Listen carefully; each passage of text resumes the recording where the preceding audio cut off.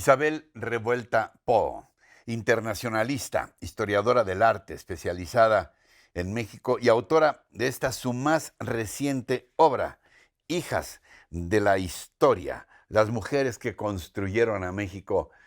Isabel, con mi admiración y mi cariño siempre crecientes, gracias por estar con nosotros. Gracias a ti, Ricardo, de verdad, lo agradezco muchísimo que puedan escucharme hablar de estas hijas de la historia.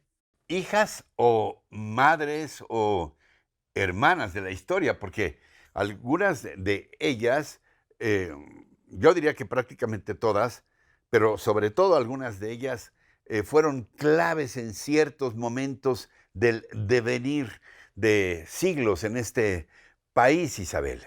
Sí, exacto. La cosa es que en estos 500 años de la fundación de México Tenochtitlan y estos 200 de la consumación de la independencia, tenemos una historia común, hombres y mujeres, pero no necesariamente está visibilizada esa acción de las mujeres que siempre han estado presentes en esos acontecimientos. Por eso también somos hijas de la historia. En nuestros diferentes roles de madres, de hermanas, de esposas, inclusive, muy cerca de esas decisiones, de esos acontecimientos, pero con la determinación y la creencia que muchas de ellas llevaron incluso con sus propias vidas. Entonces, a eso me refiero con que somos todos, todas incluso hijas de la historia. ¿Cómo fue tu proceso para seleccionar a 10 mujeres? Yo quiero suponer que fue muy difícil, desgarrador, decidir quiénes iban a ser Sí, tus 10 sí. mujeres.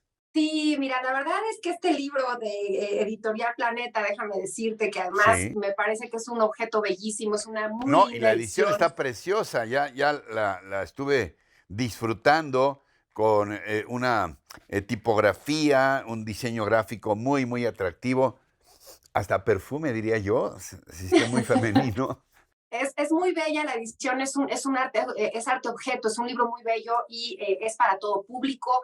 ¿Cómo las voy hilando a estas mujeres? Sí, efectivamente, de un crisol, de un índice vasto, como 45 más o menos, mujeres que a partir de 1500, que quería yo empezar con la llegada, ¿no? De lo que somos, la fundación de México, ¿no? La cultura española y la cultura prehispánica, ellos también con sus procesos, los mexicas también con otros procesos de otras culturas, pero ¿quiénes eran esas mujeres? ¿Por qué? Y además hasta el siglo XX. Fueron como 45 perfiles y empezó una investigación, Ricardo, de 2 años y medio, porque eso es lo que toma este libro entre la investigación y escribirlo, y fueron quedando 10. ¿Por qué? Porque por periodos históricos me parecieron que estas 10 habladas, sus vidas, sus perfiles a profundidad, esbozan muy bien esos 5 siglos de historia. No quiere decir que sean las únicas, sin duda, por supuesto que no.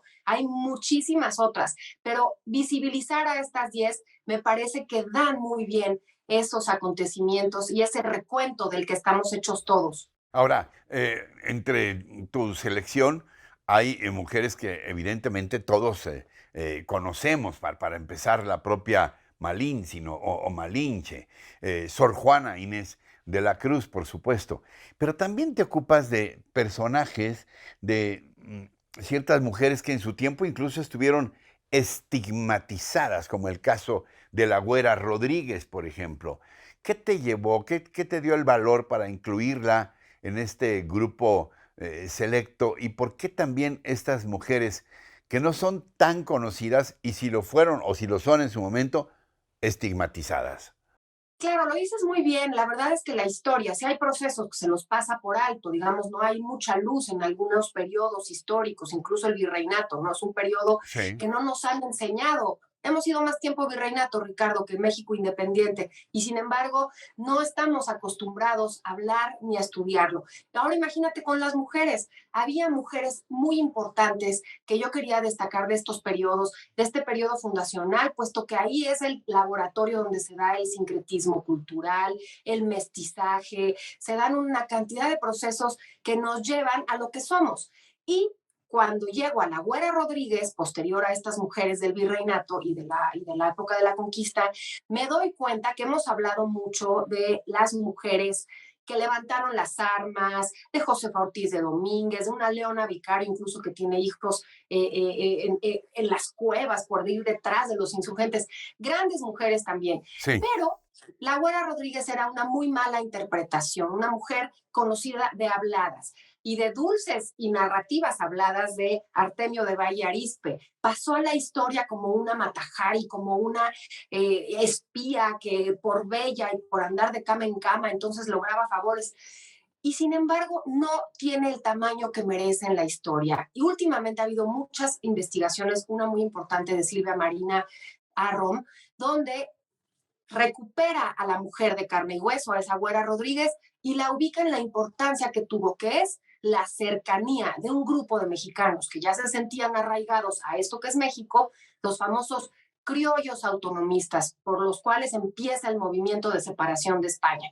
Ella está muy cerca de ese grupo, pero también con su determinación, porque decide apoyar incluso, ¿no? Las primeras conspiraciones, la de Primo de Verdad.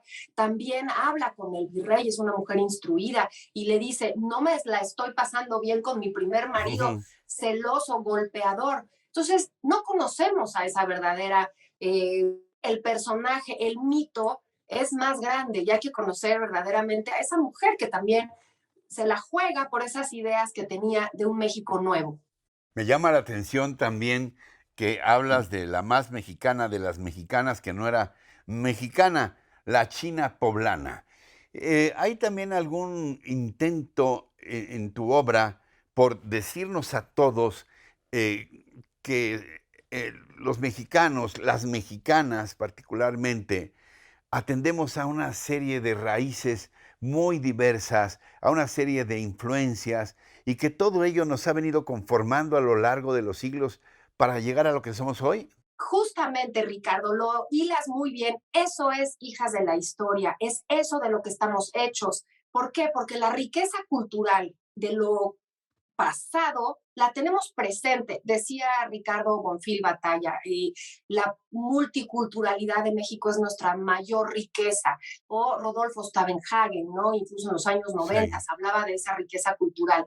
Pero fíjate, la China poblana engloba lo que sucedió en una de las epopeyas más grandes del comercio en el mundo, o comercio que además siempre comercio es cultura, porque hay movimiento, porque hay conocimiento, porque hay Sí, intercambio a lo largo de la historia.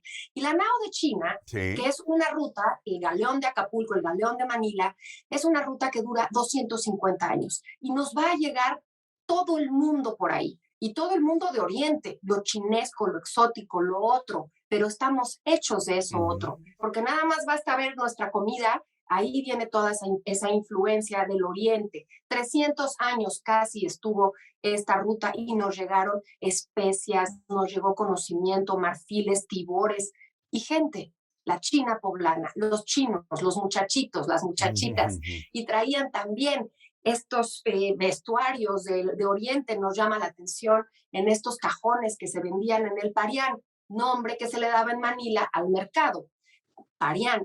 Todas esas influencias nos van tejiendo hasta que se convierten en el emblema de lo más mexicano, que la más mexicana de las mexicanas es la China poblana, armada de todos esos procesos culturales del mundo. Ahí tuvimos una globalización muy importante y por eso la quise incluir para entender un poco por qué en el siglo XIX, que estábamos buscándonos una cara, la cara de la China poblana hasta hoy en día es lo más mexicano.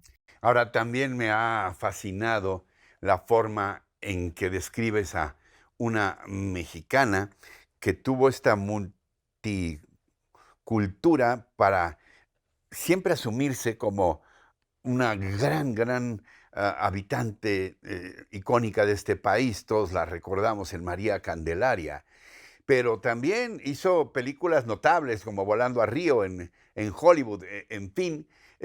También te propusiste pues no, yo no diría reivindicación de ninguna manera, porque es una mujer notabilísima, pero también en recordarnos a una figura que supo llevar lo mexicano a un ámbito internacional como Hollywood, en el caso de Dolores del Río. Sí, fíjate que la mujer del siglo XX, después de una emblemática Antonieta Rivas Mercado, que la tenemos también ya muy conocida, Sí, yo necesitaba una mujer del siglo XX. Y aunque hay muchísimas, hay muchas mujeres, porque es un siglo donde se lograron muchos cambios para la vida de las Sí. mujeres, para la vida de las mexicanas. Lo que representa Dolores del Río es justamente ese siglo XX moderno y pujante, lleno de logros para nuestras mujeres, para nosotras. Dolores encarna el muralismo de Diego Rivera en el cine, Ujú. pero sin huipil en la vida real. Y eso es lo que yo quiero enfatizar. Dolores es el México moderno, porque lo lleva por todo el mundo, pero no con huipil y no detrás de una nopalera, sino entendiendo que México era un país cambiante, lleno de cultura, lleno de arte. Ella lo promueve, es una de las primeras promotoras del Festival Cervantino. Y no nada más eso, sino que le dice a otras actrices mujeres, yo decidí no tener hijos, pero las que decidan tener hijos, vamos a poner una guardería, la cosa más moderna, más... Imagínate qué logro, Ricardo, para Sí. las mujeres. Dedícate a tu carrera.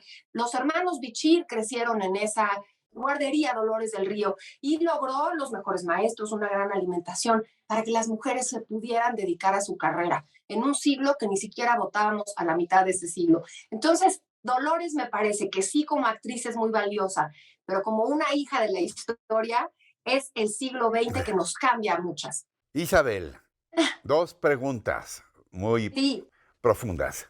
Bueno, la primera más o menos, pero la segunda más. A ver, primero, ¿qué esperas que encuentren tus lectores en tus hijas de la historia? historia divulgada, no es novela, la novela histórica es, me encanta, pero esto es una investigación con una gran, digamos, con mucha disciplina de mi parte. Quise escuchar muchas voces, leí mucho, viene la bibliografía, pero lo que traté de hacer es divulgarlo con un lenguaje amable, como si estuvieran escuchándome Muy, hablar. muy ameno y espléndidamente escrito, como siempre. Muchas gracias. Y es un libro para todo público, porque hombres, mujeres, jóvenes, muchachitas, mi hija, mi hijo, tengo adolescentes, todo público, porque conocer de lo que estamos hechos nos da un antídoto, Ricardo, y el antídoto es comprender tu presente. Y entonces puedes engranar muy bien un futuro, porque estás completo, porque te sientes muy orgulloso y perteneces a México. Ahora sí, la pregunta profunda, ¿ya está a la venta? Sí, ya está a la venta, En está en todas todos partes. lados, en todas partes, también electrónico y también está en audiolibro. No se pierdan. De Isabel Revuelta Poe, Hijas de la Historia. Aparte de que vamos a aprender y nos vamos a emocionar y nos vamos a divertir, vamos a entender, yo les aseguro, mucho más el México que somos luego de esta lectura. Isabel, te insisto, con el cariño y admiración siempre crecientes.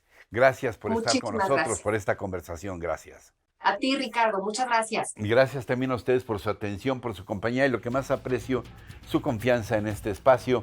Hasta la próxima. Hasta siempre.